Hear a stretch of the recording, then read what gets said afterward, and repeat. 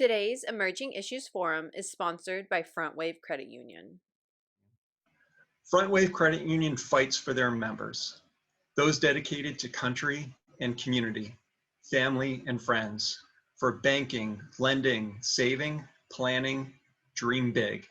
They got you. They're Front Wave Credit Union, and they've been making financial dreams come true since 1952. Check them out at frontwavecu.com. Hello and welcome, everyone. My name is Scott Ashton, CEO of the Oceanside Chamber, and Hannah Gilbert, our communications coordinator, is with us this morning also. So we do have a couple important updates from the city. So we're gonna, in lieu of self-introduction, just ask anyone that wants to throw their contact information into the chat room to just go ahead and do that. We'll do our networking that way this morning. So with that, we're gonna invite our first presenter to get started, and it's Russ Cunningham, a principal planner for the City of Oceanside. And Russ is gonna give us an update on the status of the general plan update process that he has been working on with his team for quite a while now. And so with that, I'm gonna turn it over to Russ to get started on his presentation. Thank you so much, Scott. Good morning, everybody. Let me confirm that you can see my screen. You should see a PowerPoint presentation. General Plan Update Phase 2. Great. You know, I so appreciate the Chamber's engagement in this project, the opportunities that they provide us to get the word out to the community, to dialogue with the community on this very ambitious and very multifaceted planning effort, which is in fact unprecedented. Yeah, unprecedented in that the city has never comprehensively updated its general plan. It has prepared elements over time in an ad hoc fashion in response to state requirements. So for example, in the mid-70s, the state established a new requirement that cities address the topics of safety and noise in their general plans. And so we developed safety and noise elements, and we haven't touched them since. They're over 40 years old now. And to think that a 40-year-old document has any relevance to where we are today in 2021 is wishful thinking. We think that this project is going to provide really important direction to staff and decision makers. It will help to really truly align policies across topic areas. It will be interdisciplinary, and we have an expectation that it will be embraced and utilized by all disciplines within the city, from public works to neighborhood services to property management, engineering. In the past, the general plan has largely been siloed in the planning division and used almost exclusively for the purposes of development review. But we hope it becomes an important tool for capital improvements, for programmatic efforts on the part of the city. And we're really encouraged to see that to date, there has been a lot of buy-in and a lot of engagement from public safety, from really all of the disciplines across the municipal spectrum. So it's fostering collaboration already. And I think at the end of the day, it will foster a lot of accountability, both for staff and the decision makers, because the community, having participated in this process and contributed to the development of direction, policy direction, will be able to hold us accountable for that direction in our decision making. So what I'm going to do today is summarize the project for those of you who aren't familiar with it. I'll talk about the status, where we've been, where we are, where we're heading. I'll talk a little bit about what we're hearing from the community as part of our outreach. I'll point out that the city, not being an island, needs to be mindful of state and regional priorities, and those need to be incorporated into this planning effort. And recognizing my audience today, I'll share the preliminary findings of some market assessment that has been done in support of this project by our economist subconsultant. And then I'll close with a little bit of discussion about a topic that the city is intent and enthusiastic about addressing, and that is environmental justice and social equity. And I look for your thoughts on how in the economic realm we can be mindful and responsive to the concerns about economic justice and social equity. So the components of this project include the updating of 7 general plan elements. 6 of those elements address state mandated topics. And those topics are land use, mobility, what we have up to this date called circulation, and that we will going forward call mobility, conservation, open space, housing, safety, and noise. We have a community facilities element, which is an optional element that the city adopted in the 1990s, and we'll be updating that element as well. This project also includes 2 focused planning efforts, one focused on the South Morro Hills area, our ag district. The South Morro Hills Community Plan is looking to find that balance between accommodating some housing in that area and also preserving agricultural operations, which, as was pointed out in a recent council workshop that Scott attended and spoke at, and Scott, we really appreciated your comments. There's an important distinction between preserving farmland and keeping farming economically viable. And so that's one of the big challenges that we're facing with this plan. What can we do to maintain and enhance the economic viability of farming in South Morro Hills?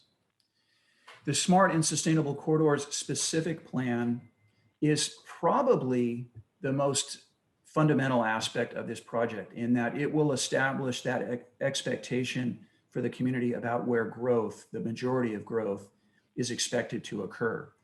And so, building on the principles of the Coast Highway Corridor study that was adopted about 2 years ago, the Smart and Sustainable Corridors plan is looking to facilitate infill and redevelopment within the city's major east-west commercial corridors.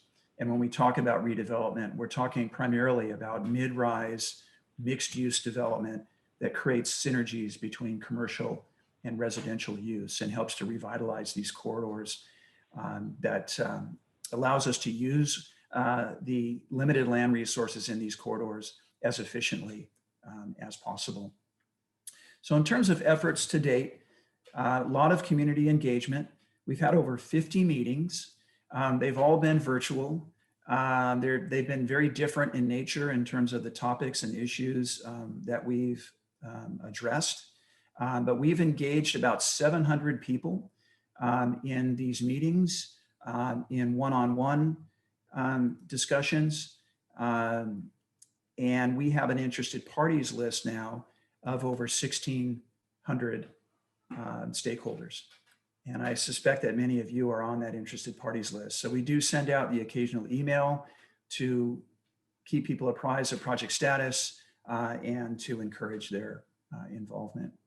So what have we accomplished to date? We've developed a South Morro Hills policy framework that's been reviewed by the Planning Commission and the City Council, that again seeks to balance the demand for housing citywide and region-wide with the desire of this community to preserve our farming resources.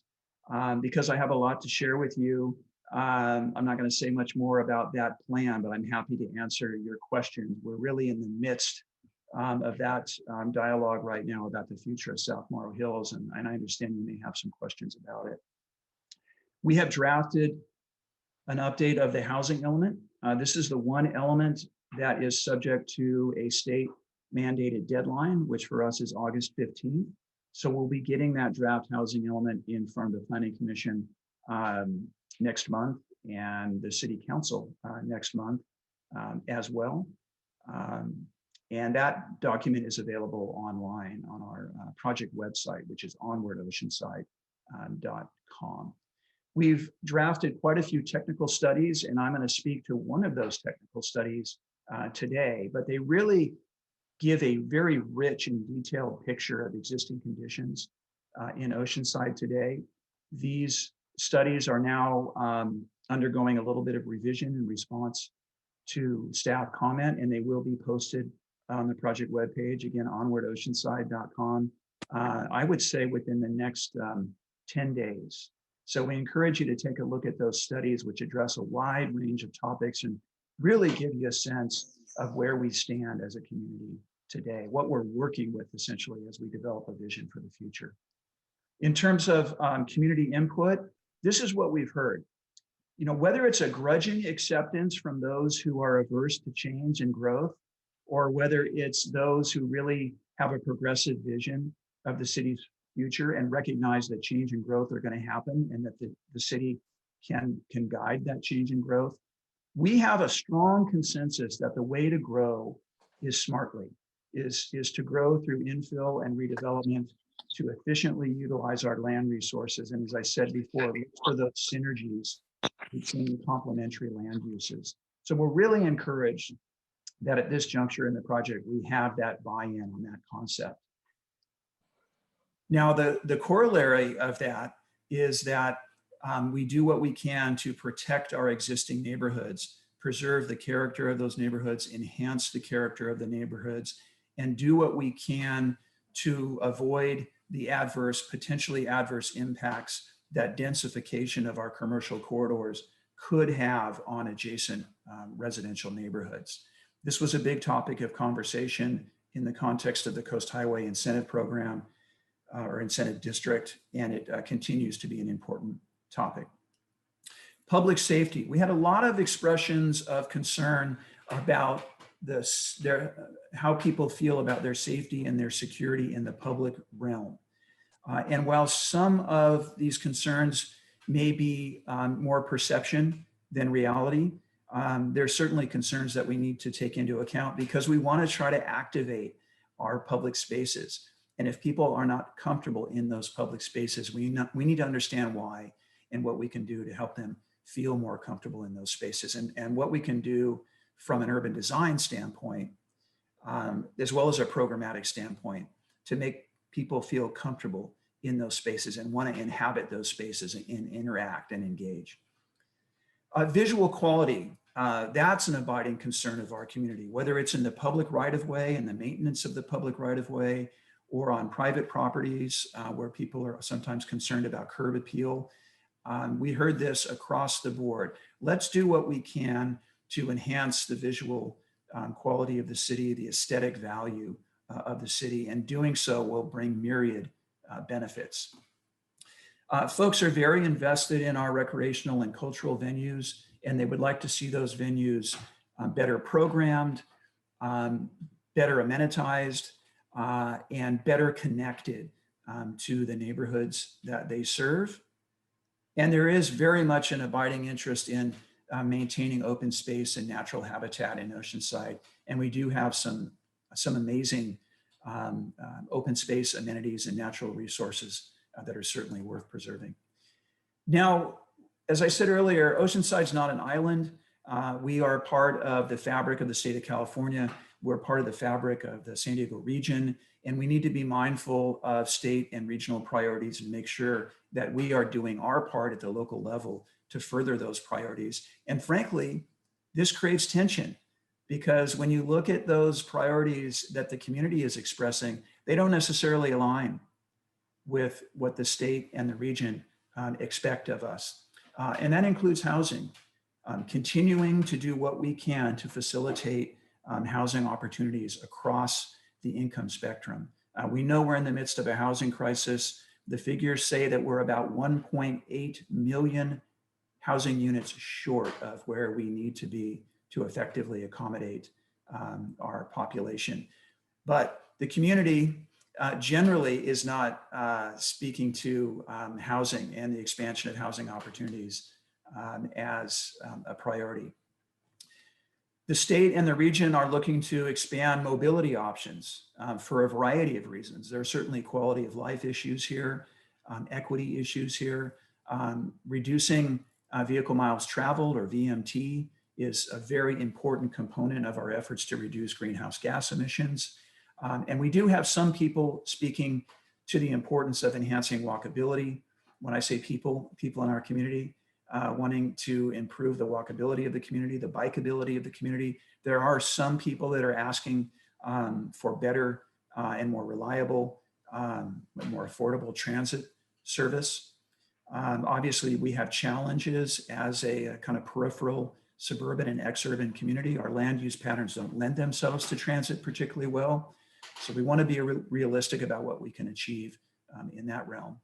I mentioned climate mitigation, reducing greenhouse gas emissions through reducing reliance on the automobile. We also want to look at how we're sourcing energy, how we're using energy, and also adapting to some of the, what appear to be some of the inevitable changes that climate change is going to bring and the vulnerabilities it's going to create for us in terms of wildfire, in terms of sea level rise and its impact on our beachfront, in terms of increased frequency of riverine flooding. You know that in April of last year, we had a very anomalous rain event that flooded portions of the Oceanside Boulevard corridor and actually a portion of Highway 78 adjacent to Buena Vista Lagoon. So we want to be mindful of these effects and what we can do to mitigate them. And then, as I mentioned early on, considering environmental justice and social equity, SB 1000 requires that cities address these issues in their general plan updates. Our next steps are to get that housing element adopted, certified by the state of California. It's the only element that requires certification by the state of California. To continue to move forward the South Morro Hills Community Plan and see if we can't get a formal plan adopted this fall. I shouldn't say adopted, but basically blessed by the council so that we can adopt it with the rest of the project sometime next year. We're in the midst of developing, based on the input we've received from the community, a community vision with planning principles and with community priorities articulated. And that will lead to the development of alternatives. So here's the vision. How do we get to the vision? What are the land use alternatives or approaches available to us to achieve that vision? This is actually a requirement of the Environmental Quality Act that we look at alternatives and study the potential environmental impacts of those alternatives. So we'll be working on that this summer, bringing that forward to the Planning Commission and the City Council late this summer. We're now starting work on the Smart and Sustainable Corridors Plan. And of course, looming over all of this is environmental review. We'll prepare a programmatic environmental impact report, in part because we have to, and in part because we expect that the environmental impact report will help to streamline the environmental review process for future projects and make that less of a burden for the development community and those who want to supply us with more housing and more employment. And that was a key component of the Coast Highway Corridor Incentive District. So again, recognizing who I'm speaking with today, I thought I would share with you some insights that came out of a study of economic conditions in the city, a study of current market dynamics that includes some projections about where we're heading economically. This was prepared by Kaiser Marston Associates. And I think some of the findings are pretty straightforward, things that won't surprise you. Some are maybe a little bit more eye-opening. So what Kaiser Marston has pointed out in terms of what's challenging us in growing our jobs base is the fact that the city's land area is very much dominated by residential and institutional uses. Nearly 50% of our land area is devoted to residential use. And a lot of that is sprawling single family development. And it's one reason why we're now at the point of essentially traditional build out. We don't have a lot of vacant developable land remaining in the city. And that's one reason why there's so much pressure on the South Morro Hills agricultural district, because we have pretty much exhausted what planners like to call greenfield, that peripheral open space land that is typically cheaper and therefore more attractive to housing developers and the development community in general. We know that Oceanside is not centrally located in the region, that we're competing against other job centers in Sorrento Valley and Carlsbad and Vista, downtown San Diego. And it's not just that we're on the periphery. Some of the things that are otherwise amenities, for example, the Pacific Ocean, how lucky we are to be a jurisdiction on the Pacific Ocean. But you look out there at that amazing view and there's no market out there, right? There are no households, there are no rooftops out there. When you look north, we're so fortunate to have Camp Pendleton, which provides this amazing wildland interface along our northern boundary, but there's no market up there either. And so these things are amenities, but they're also constraints to our ability to create more commerce in the city. They're certainly not deal breakers, but they're things that we need to be mindful of. It's important to point out that a lot of our precious industrial land is occupied by non-industrial uses because commercial uses and office uses have found it to be less expensive to locate in industrial areas. And if it's the type of use that is not reliant on customer traffic, then it seems logical that you would pursue the least costly square footage. And that's what many businesses have done. It's also what a number of churches have done. And so a lot of our ostensibly industrial land is occupied by non-industrial uses. And now what we find is that with assuming the Amazon distribution center moves forward and gets developed on the last remaining piece of land in Ocean Ranch, we will have come very close to exhausting all of our vacant industrial land resources. So this is one of the biggest concerns that we're facing from a land use and economic standpoint. And then what about telecommuting and home businesses? I'm sure if I asked you to raise your hand to tell us where you're joining us from, most of us would indicate that we're home. I'm home today. Michael and I are back in the office. Michael's probably in the office a lot more than I am, but I'm in the office every other day. I expect to be back full-time in June, but I think a lot of businesses have found that their bottom lines are benefiting from telecommuting. And so what does that mean for the commercial market going forward? In terms of housing, KMA reminds us that the state, the region, and Oceanside are not producing an adequate supply of housing units, and there are a lot of reasons for that. We are seeing an increasing segment of the population express a preference for living in diverse, walkable, and transit-oriented mixed-use districts. The millennials and those who are coming after the millennials seem to be somewhat less concerned about having, that quarter acre of land, and more interested in being in vibrant environments close to the things that they want to experience. So we are looking to afford those opportunities to these up and coming generations. Recent and future anticipated population growth in the county can largely be attributed to an aging population. There's a fair amount of anxiety among some folks about in-migration, people coming to the area and making San Diego more crowded, and making it feel more like LA, et cetera, or Orange County. The reality is we are mostly growing internally, organically.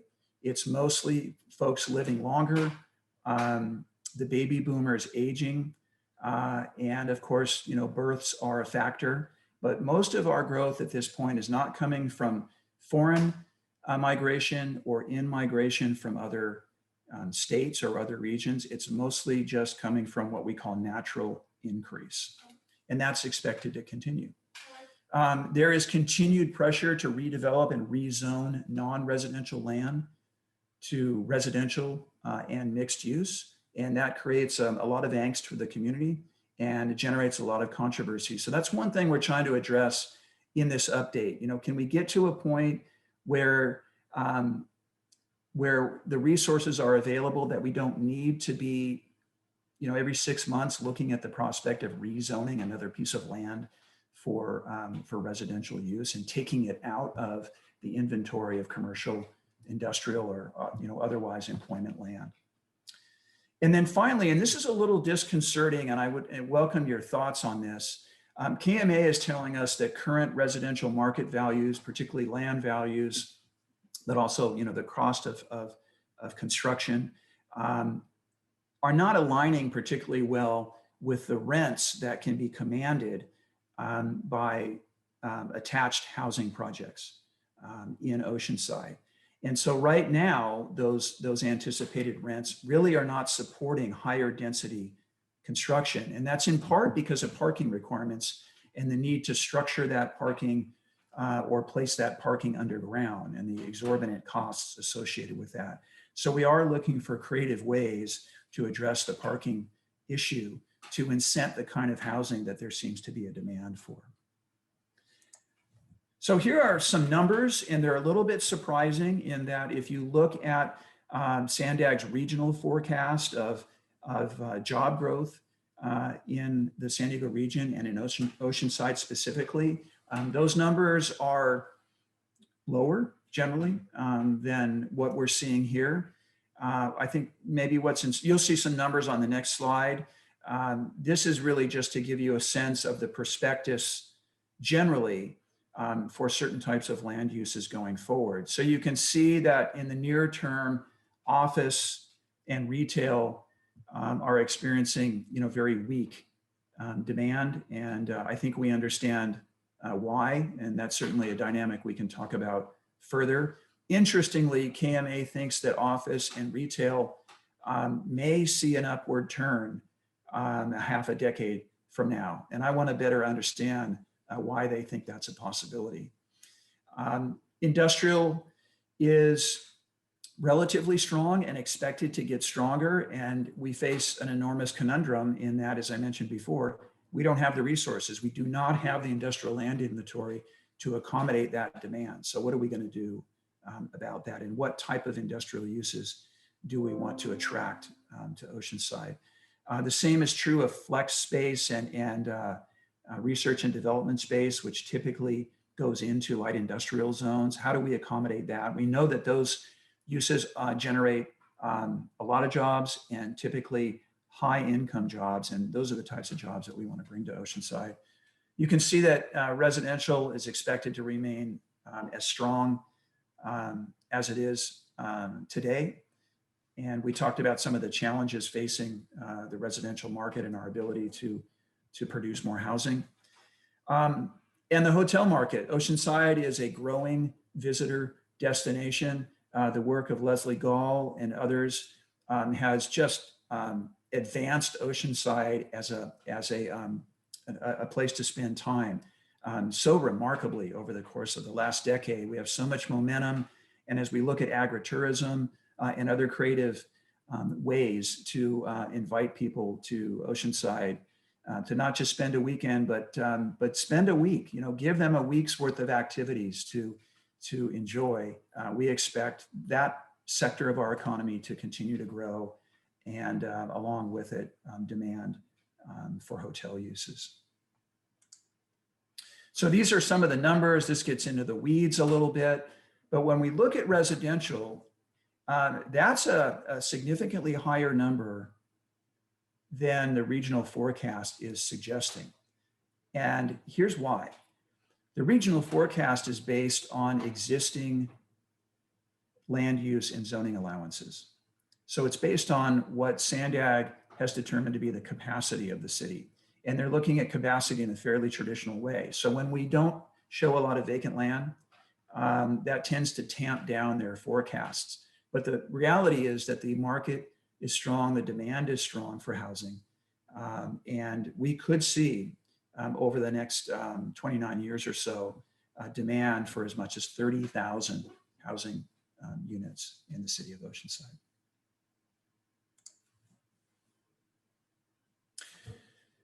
So those are the numbers. That's the market dynamic. In terms of how we address say housing, let's say from the standpoint of housing, how we address housing needs across the spectrum, that's when we start talking about issues of environmental justice and social equity. We talk about that in the realm of employment as well, right? Like, what do we do to afford employment across the income spectrum? What do we do to enhance mobility across the income spectrum in Oceanside? So these are issues that we're mindful of, that we expect to address across all of the elements that I mentioned to you in the land use realm, in the mobility realm, in the conservation and open space realm. Conservation addresses the issues of air quality. We have air quality hotspots, and it just so happens that those air quality hotspots are centered around communities of lower income and what we traditionally consider underserved communities, mostly along Interstate 5. So what are we going to do about that? How are we going to direct resources to those areas to create a more equitable situation? I think I will leave it at that. I think you get the idea of what some of our priorities are and some of our obligations are with this project. And Scott, I don't know if we're looking to entertain questions now or move to Michael's presentation. I would make just one final observation, and that is what we're seeing in our outreach is a growing wish list from the community, and that's totally understandable. We're going to have to be really thoughtful about our ability to accommodate that wish list. And Michael knows as well as anybody what our resources are, what our wherewithal is to accommodate all that the community is asking for. And I think he's going to address that a little bit in his comments on Measure X. Thank you, Russ. We did have one question in the chat. How many units short did you say the city was in its housing numbers? And I'm assuming, I guess that's for the current marina cycle. Yeah, and that's really the only way I can address that, but it's a great question. Our RENA number from 2012 was 6,200 dwelling units. That's what comes down from the state of California based on statewide population projections.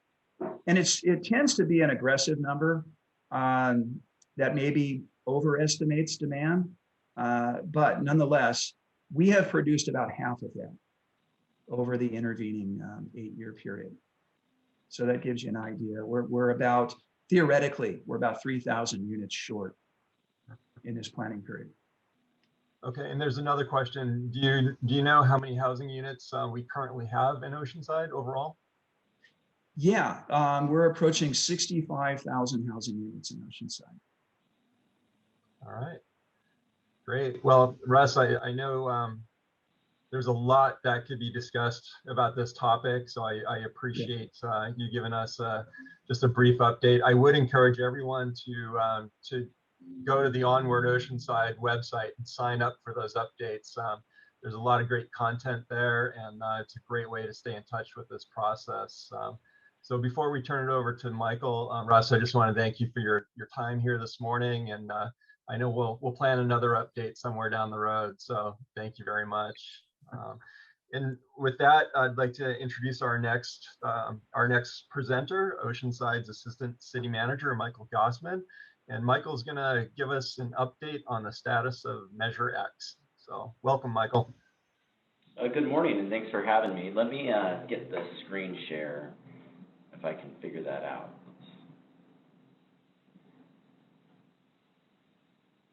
Okay.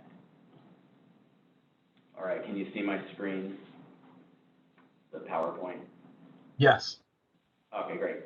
All right, yeah, so thanks. As you said, I'm going to just give a brief update, maybe 10 minutes or so, and then I'll leave some time for some questions, and updating us on where Measure X is, what we've done, what we've accomplished, and where we're going. So most of you are familiar with Measure X. It came at a time when we had rising service demands, in particular public safety calls. We were seeing an increase, as we are even now, in the homeless population and the negative side effects of that. Seeing aging infrastructure, declining pavement conditions, our public safety infrastructure like fire stations and police stations were aging and no longer meeting the needs of our public safety personnel. Pier is in significant need of repair, things like that. And then we also have a growing population, and for a variety of reasons that we don't have to get into now, but it's almost universal across California, that revenues don't really keep pace with the increases in population that you see and the demands that places on all the services that people rightfully should expect from their city. So the purpose of the Measure X proposal was to protect city residents, protect the city residents and improve infrastructure, requiring additional resources to maintain and enhance safety, ensure that we had enough police officers, firefighters, lifeguards to respond quickly and reduce criminal activity, improve the infrastructure that I talked about, and importantly, and it's on the forefront of everybody's mind right now, is addressing homelessness challenges, but also included things like maintaining storm drains to reduce stormwater pollution and keep beaches clean, which are not only important for our tourism and our residents, but it's a requirement of the state. So what Measure X did, it was a half-cent sales tax increase that was passed by the voters in Oceanside in 2018, became effective in April 19, and it will go for 7 years. It generates approximately $11 to $14 million annually. There's a lot of fiscal accountability that was built into the measure. I'll talk about that in a minute. The funds stay in Oceanside, of course, and it also, the language in the measure indicated the funding priorities for infrastructure and public safety services, with some mention of the homelessness issues as well. So when I talk about strict fiscal accountability, we track all the Measure X money separately from other general fund monies, and we make sure that that money doesn't leak out to other areas. It goes specifically to what the intent of the measure was, to ensure that we're doing that. So, it's not just taking my word for it. Part of the measure was to establish a Citizens Oversight Committee, which is, as it implies, made up of citizens from across various sectors, including public safety, accounting, engineering, to make sure that, it not only does it give us an opportunity to hear from the community, because they are in one sense a voice of the community, to make sure that those priorities are being met, but it also ensures that, like I said, that money is being spent where the intention of the measure said it would be. Part of that is establishing a spending plan every year. It's presented publicly to the Citizens Oversight Committee. They recommend that spending plan to the City Council, and then the City Council then adopts that.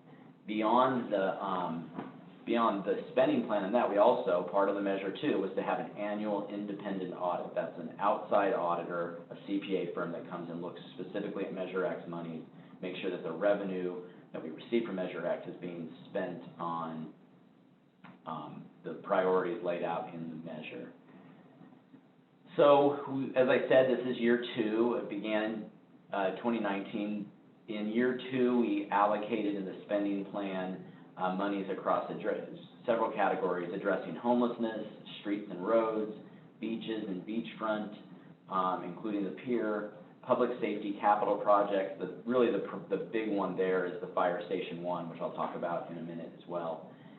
Crime suppression, and then enhanced emergency service response. Measure X funds public safety. It enabled the start of an EMT program and the purchase of an additional ambulance. This allows EMTs to respond to medical emergencies, particularly in the downtown area, and it allows us to not send out a whole fire truck or engine to go respond to what could be a pretty basic medical emergency, and that allows them to, not only does it save money, but it also allows them to respond to a larger emergency should one come up. It also funds a crime suppression team and equipment. It's really focused on the downtown area. One of the things that we implemented last year was we put some money in for, we call them IT enhancements. What that really means is cameras in the downtown area. It's a way that, it's both a preventative measure for crime, but it also helps us solve crime by having those cameras available.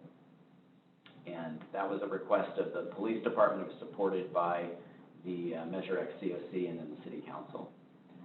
A real important priority for the citizens of Oceanside, the residents of Oceanside that we heard, was funding road repairs. Typically, the city had invested about $7 million in pavement management, including overlays and slurry sills. But in order to even maintain the level of PCI that we have, it's estimated that we would require $15 million per year in cumulative funding for a period of 10 years to get to 70, which would indicate that we're in upper fair at a very good condition in our roads. Right now, we're allocating $3.5 million in Measure X funding per year. That started at $2 million, but because of promising Measure X revenues that have come in, we are able to increase that, and we will continue to increase that as we have savings in certain areas. One of the things that we do, I'm getting a little off, but I think it's important to talk about how we really try to maximize funding in Measure X. We might have a spending plan, for instance, to have a social worker working with a homeless outreach team, but we also have, we are also constantly seeking grant opportunities. So in particular, on that social worker, we were able to get a grant from the county that allowed us to save money on the homeless outreach team in Measure X, and allows us to redeploy that to other areas in Measure X. And that could be roads. So we'll continue to see increases in the road repairs area over the course of the 7 years, I believe. Since Measure X revenue began coming in, it contributed to the completion of 58 lane miles of repairs in every district of the city, including a major revamping of Industry Street. Many of you have probably seen that right now we're working on Mission Avenue between Interstate 5 and Clementine Street. That's funded in part by Measure X and Transnet funding. And then a rehab study for South Strand is underway to address the areas impacted by the ocean flooding during high tide. So that's going to be another area where Measure X money will be put in. And then talking about homelessness, we doubled the amount of homeless outreach team workers that we have out there. We've established bridge housing with Measure X funding. We purchased a homeless outreach team van with Measure X funding. We're working on a homeless diversion and prevention program. We established a family reunification program and a landlord incentive program. And Measure X is also funding the Sobering Services Center, which got a little delayed in its startup, but since it started up in about December, McAllister Institute's been operating it pretty effectively and successfully. It just gets publicly inebriated people off the streets. I did a tour of it. It's a pretty impressive program that they have. It's very simple, but it gives people the chance to say, hey, the police are able to say, hey, do you want to go to jail or do you want to go sober up here? And then they also take that opportunity to match them up with other services as well. I mentioned that the Fire Station 1, which would replace the current Fire Station 1 downtown with a new modern station. The current station is very old. It used to be the police station and the fire station. It barely fits the apparatus that we have now. It doesn't allow us to keep a ladder truck downtown where we really need it the most. It's not seismically really fit for a fire station. And so we're anticipating that construction on Fire Station 1 will begin in fall, and the city will also pursue outside funding. Right now we have requests into the federal government for more funding. Anything that we can save on Measure X, we can redeploy to other areas. The pier, it's concrete sitting that close to the ocean is going to see some decomposition, and that's what you're seeing with the Pier View Bridge. It was constructed in 1927, does not meet current standards, and we're working to repair that. That's an expensive project. Measure X won't be able to fund the complete project, but it is helping get design started and helping us get moving on that. As you know, the pier is a really important attraction to Oceanside, so its maintenance and safety is really important. We were also doing other beachfront improvement projects adjacent to the pier, and that started up in April 20. Is being funded largely by an $8 million state grant. That was originally going to be funded by Measure X, but by getting that state grant, we were able to offset that. but $2.3 million is budgeted for Measure X revenue to complete that project. Lastly, just expenditures to date, admin expenses, $220. I'd mentioned that this is not admin expenses for city admin. This is actually what the state and the county scrape off when they administer the collection of Measure X revenue sales tax. So that's money that we just have to take right off the top that we never see. Homelessness, about $1.2 million has gone there, $1 million to crime suppression, $2.1 million to that enhanced emergency services delivery, $2.3 million to streets and roads, $529,000 to public safety infrastructure, and $1.3 million to beachfront improvements. I'd mentioned that on the public safety infrastructure, that number is only $500,000 now, but you're going to see that go up very quickly once construction on the Fire Station 1 actually starts. This 8.7 million just accounts for money out the door, what we've actually spent. But as soon as you write a contract and encumber that money for that contract, that will be reflected in here, and you'll see a pretty large uptick in the amount. So that's all I had. I went pretty quickly, but I'm definitely available and would love to answer any questions that you have. I don't know if anything came in. Thanks, Michael. Nothing came in on the chat. If anyone has a question, feel free to unmute yourself and ask your question. I will just comment, though, that it looks like our money's being spent well, and it really aligns with the priorities that we've heard from community members. So great job on that. Well, thank you. I appreciate it. Yeah. So looks like we don't have any questions, Michael. So I'll just I'll thank you for your time, and at some point, oh, Aaron has a question. Yeah, what is the total cost of Station 1? I believe it's about 17 million in total. So. Got it. Okay. Thanks. Yeah, I mean fire stations have to be built at the highest level of code, so they're expensive projects. But you know what, I'm going to confirm that and make sure that I have that right, because originally there was a range of prices of costs, and we ended up going with the lowest cost option, which eliminated a third floor, which would have had other facilities, but we wanted to keep it down. So if it's okay, I'll get back to Scott on what the actual is, and then he can share that out. I appreciate the question, though. All right. Michael, thank you for your time today, and we will certainly invite you back at some time in the future to give us another update.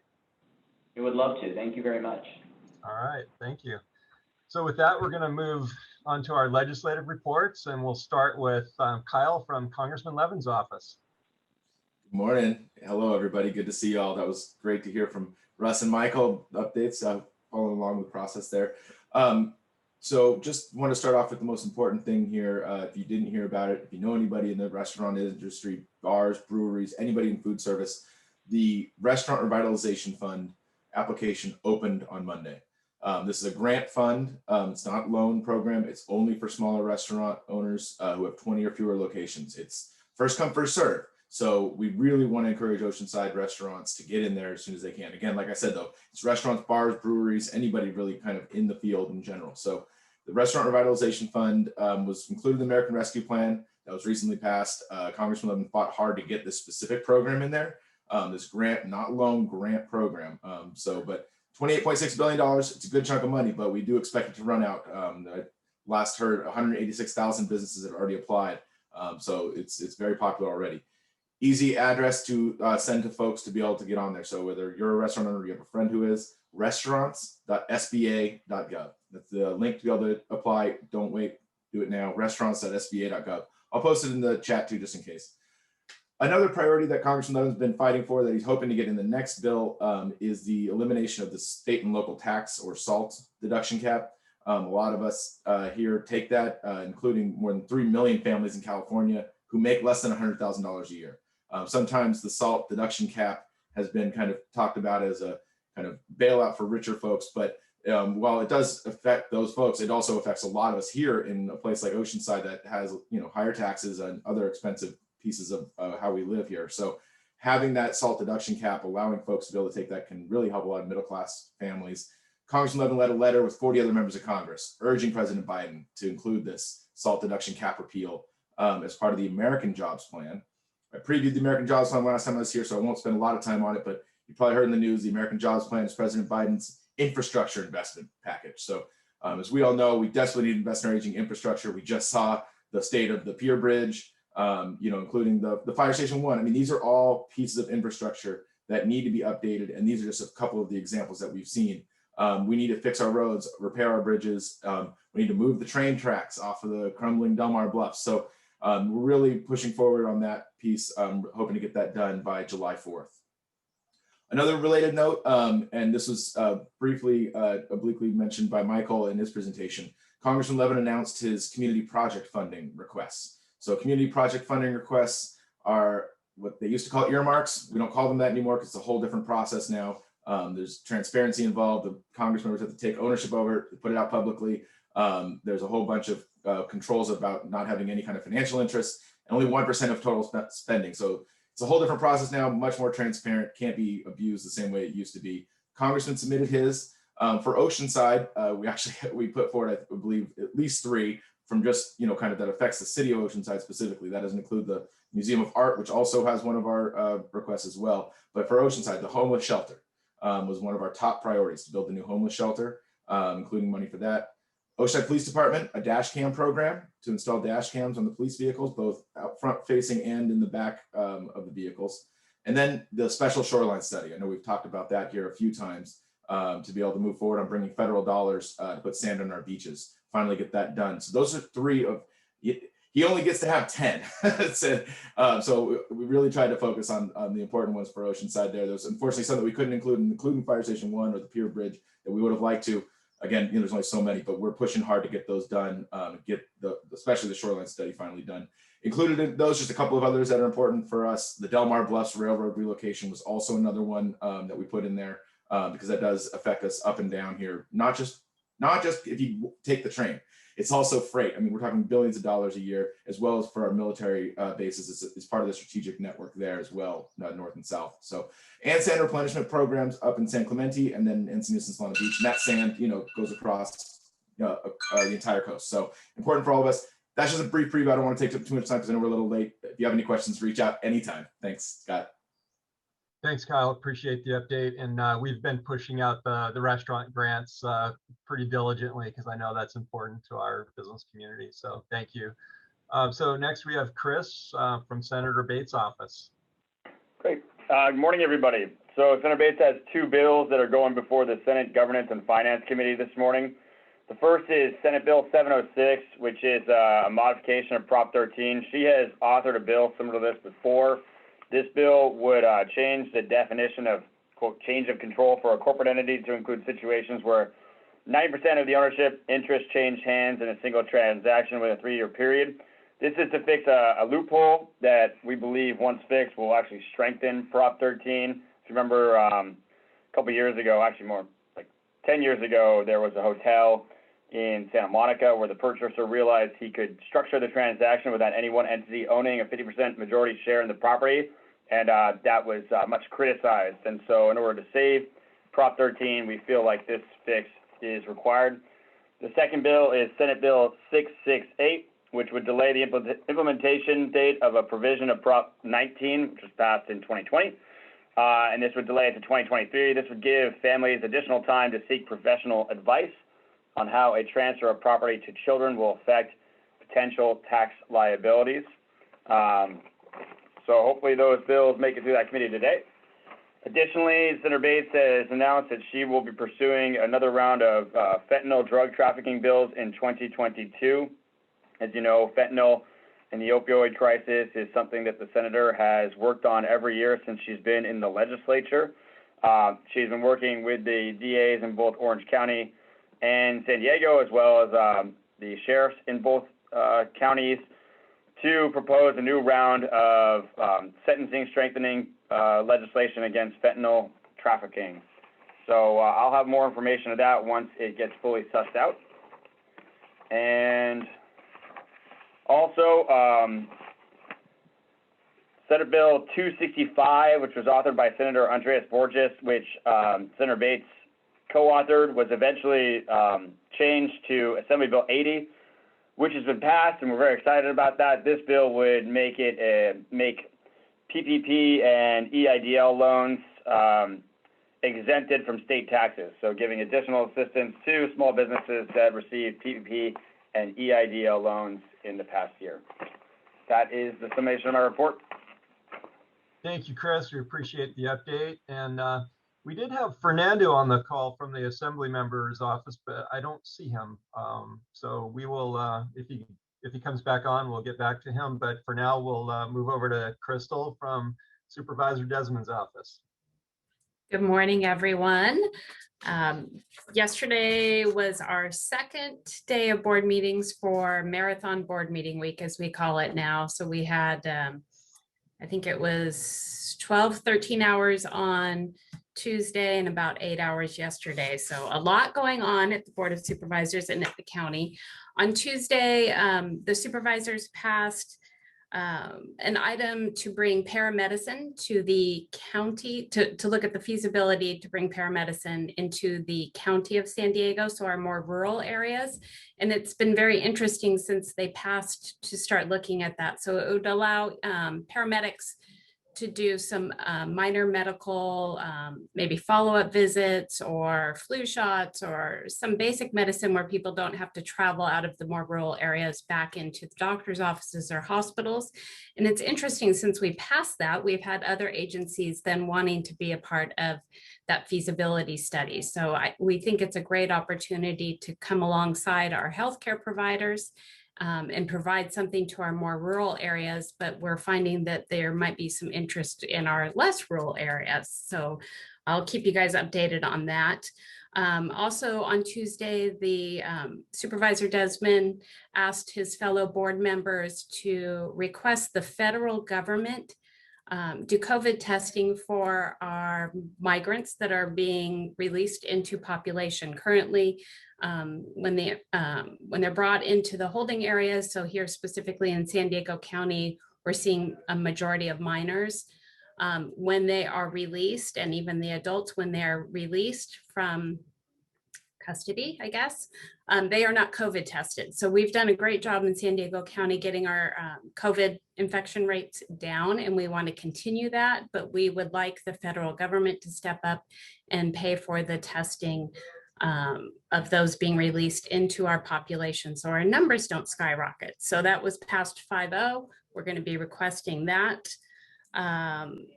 Also, Supervisor Desmond voted against providing legal representation for detained immigrants facing removal proceedings. These are civil court proceedings. Currently, if someone is facing a criminal court proceeding, they are provided legal representation under our Constitution, no matter what their status is in this country.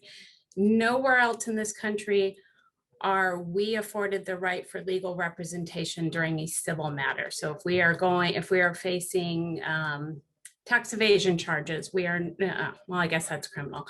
If we're in federal tax court, we're not provided representation. So the idea that the local county government should be paying for legal representation for civil court proceedings, the supervisor felt that this should be a federal matter, and if the federal government feels that it's necessary to provide legal representation, it should come from there, because immigration is a federal matter. But that passed 3-2, 2 supervisors voting against, including Supervisor Desmond. A bigger deal, the eviction moratorium and residential rate increase, that did pass. The supervisor voted against that, feels that it's superseding what is already taking place on a state level and the protections on the state level. It also puts landlords in a very difficult situation. We're hearing from a lot of small individual property owners that this is either their retirement or this is their life savings. They own 1 or 2 properties, and they are not able to do evictions for people facing things that are not because of COVID. So criminal activity, squatters, Even our military, if they lease out their properties, come back from deployment, that lease is expired, they want to move back into their properties, they are not allowed to remove a tenant from there, whether their lease is expired or not. So there's a lot of areas that makes it very difficult. This eviction moratorium, it kind of goes above and beyond what the state is already doing. It also supersedes any city ordinances. And we're already hearing from attorneys saying that the actual moratorium is illegal, and the courts are ruling on CDC eviction moratoriums. So kind of curious to see how that's going to play out. The restaurant waivers, I know Scott has been paying attention to that. The supervisor was requesting that the County of San Diego waive restaurant permit fees, and that would be retroactive at the start of COVID. So fees that were paid last year, and then fees moving forward because restaurants were shut down. They shouldn't have to pay their permit fees. So he had requested that the county use stimulus dollars to pay those restaurant fees. So essentially waiving them for the restaurants. That item was pulled along with all stimulus dollars that are being proposed by different supervisors and how to use them. They're all going to be heard in our first meeting in June all together. Otherwise, we're just kind of piecemealing what to do with these ARPA dollars. So everything's going to be recommended to the CAO at the county, and then a list is going to be prepared, and they'll address them one item, but one by one. Fairly confident that that will happen, that most of the supervisors should be in agreement that restaurant fees shouldn't be paid since restaurants were closed. So look forward to that. And then voted on Palomar Airport to rescind and vacate the adoption of the McClellan Palomar Airport Master Plan. The supervisor was against that. If anyone has any specific questions on the airport, maybe I can answer those separately. Not everyone's interested in that, but what it does is it decertified the EIR and the master plan, and then on a separate vote, they brought back to go create a new plan and bring that to the Board of Supervisors. So I think a lot of other stuff happened, and if anyone has specific questions on items, they can ask me directly. I put my information in the chat. And if not, I'll stop there. Thank you, Crystal. You did an amazing job summarizing 20 hours of meetings down to 5 minutes. So way to go. Thank you. Thank you. So that is it for our legislative reports. If anybody has like a brief 1 minute update from their organizations that they'd like to share, we can entertain those right now. Otherwise, I'm just going to give a brief update about the chamber, and then we'll wrap up. Two things. We are having our Heroes of Oceanside and Camp Pendleton dinner on June 24th. It will be outdoors at Arrowwood Golf Course. So if you're interested, I encourage you to get your ticket as soon as possible. And also, we are doing the chamber's in the midst of a 5-year strategic plan. And we're doing some focus group meetings with members and community leaders over the next 6 weeks. If you are interested and willing to participate in one of those sessions, we have 5 different sessions, some in person, some on Zoom. Just shoot me an email and I will send you a list of the dates to choose from. So our next presenter will be at our next meeting, June 3rd, will be our new Oceanside Police Chief, Fred Armijo. So I encourage you to come out for that. And with that, I will just wish everyone a very happy day, and we'll look forward to seeing you next month.